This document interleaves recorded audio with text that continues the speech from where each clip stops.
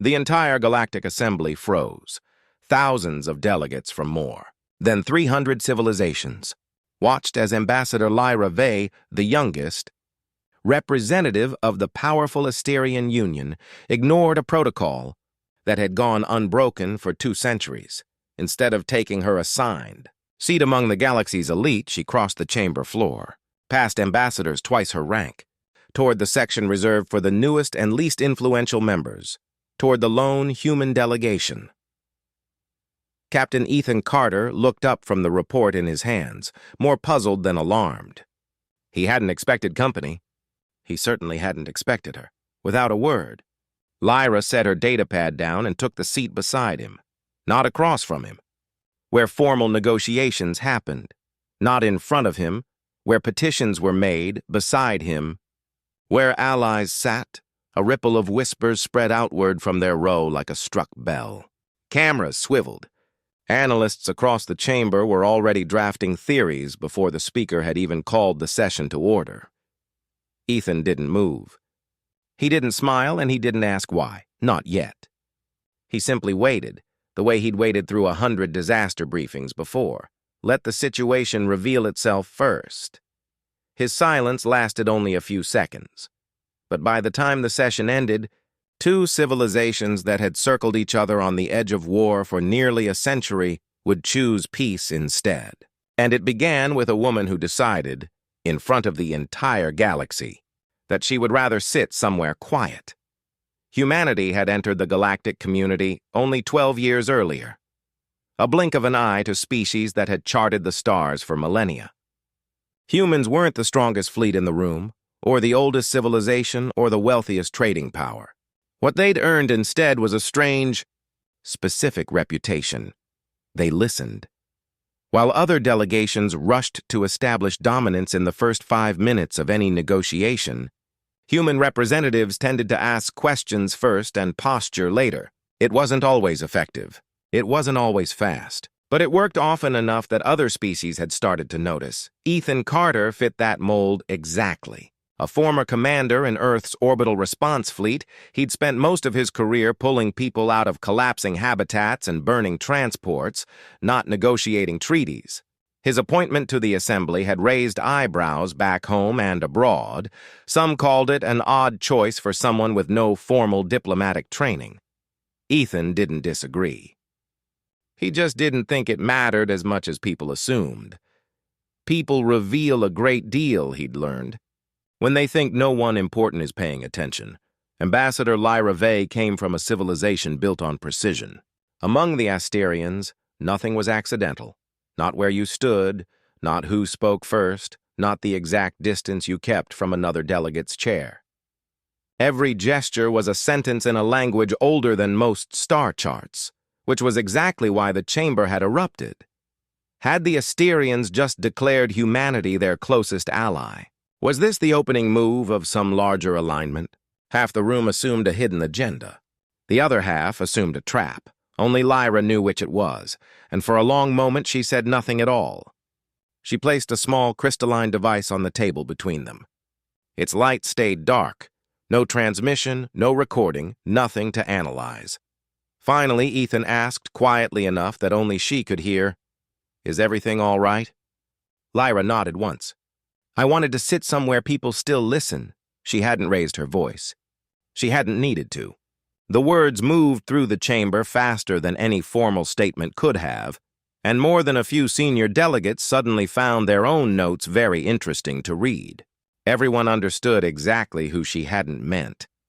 The session's real business began soon after, a generations-old dispute between the Car Dominion and the Valoran Alliance over an unclaimed star system, recently made priceless by a mining survey. Both sides had already moved warships into the outer approach. One miscalculation would drag a dozen allied worlds into a war nobody wanted, but everybody was preparing for. Hours dissolved into argument. Arguments hardened into accusations.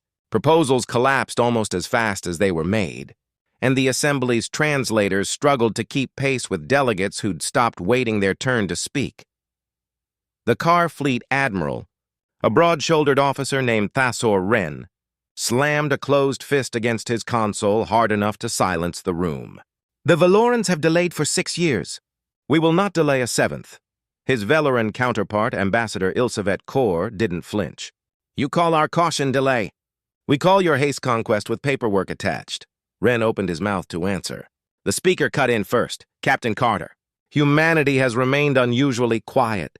Every eye in the chamber turned. Ethan stood slowly, no prepared speech in hand, and asked a single question instead. "When was the last time either side actually visited the planet you're arguing about?" Silence. Wren frowned. "It's uninhabitable. There's nothing to visit." "So you've confirmed that recently?" "No." Ethan turned to Kor. "And your side?" A longer pause. "No." For the first time all day, the chamber went genuinely quiet. Not the tense silence of a standoff, but the uncertain quiet of people realizing they might be arguing over something they'd never actually checked. Ethan activated a small holographic projector. Half the room braced for military intelligence, fleet positions, targeting data, something to escalate the fight. Instead, the projection filled the chamber with forests, rivers cutting through pale stone, towering crystal formations catching a light no camera had captured before. 6 months ago, Ethan said, a human survey vessel answered what looked like a mechanical emergency beacon in that system. It wasn't mechanical. It was biological. The image pushed closer, past the surface, into a network of caverns lit by bioluminescent growth. There's a civilization living beneath that planet. They've survived there for thousands of years. And their camouflage technology has folded so completely into the ecosystem that neither of your survey teams ever flagged it. Wren stared at the projection like it might vanish if he blinked. Kor said nothing at all. Lyra turned to Ethan, her voice low. "You've had this for 6 months. You could have brought it forward the moment you found it. I could have.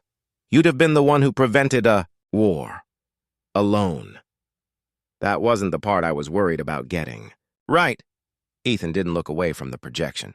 "I wanted to be certain before I let 2 fleets react to a discovery I hadn't finished verifying. Being first isn't worth much if you're also wrong." Lyra studied him for a moment, then allowed herself the smallest smile the chamber had seen from her all day.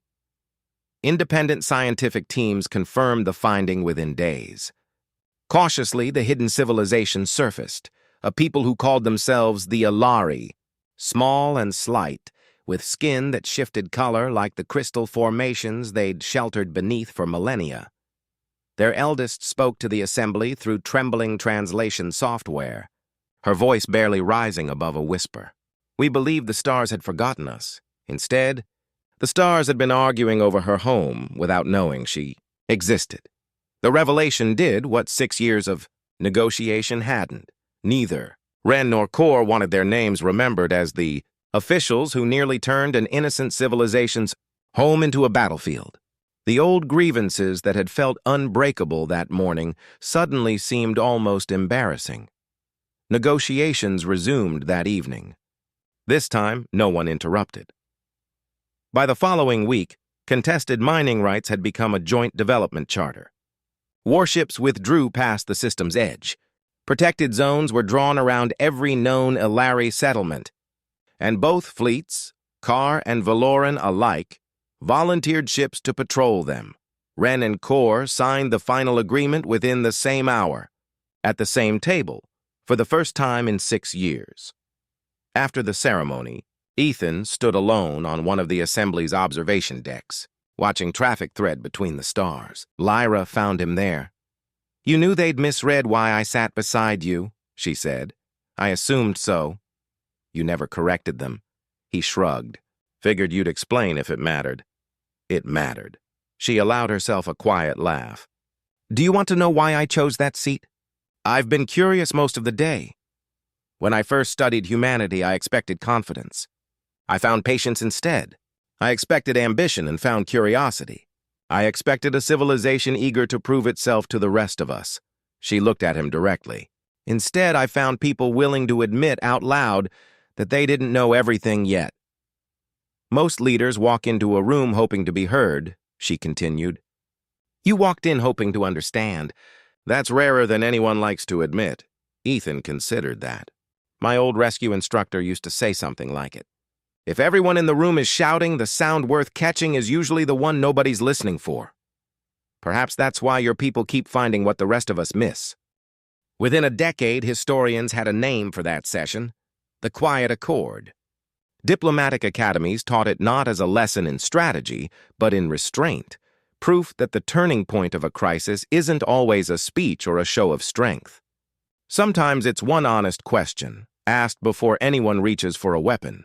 The Alari eventually joined the galactic community as an independent civilization, and their first embassy was built on Earth, not because humanity had the greatest fleet or the deepest coffers, but because a human had been the one to see them as neighbors instead of unclaimed territory. Years later, visitors to the Galactic Assembly would pass two empty chairs preserved behind glass, set exactly as they'd been that day, not across from each other, not facing forward but side by side. A small plaque rested between them. One line long: peace began when someone chose to listen.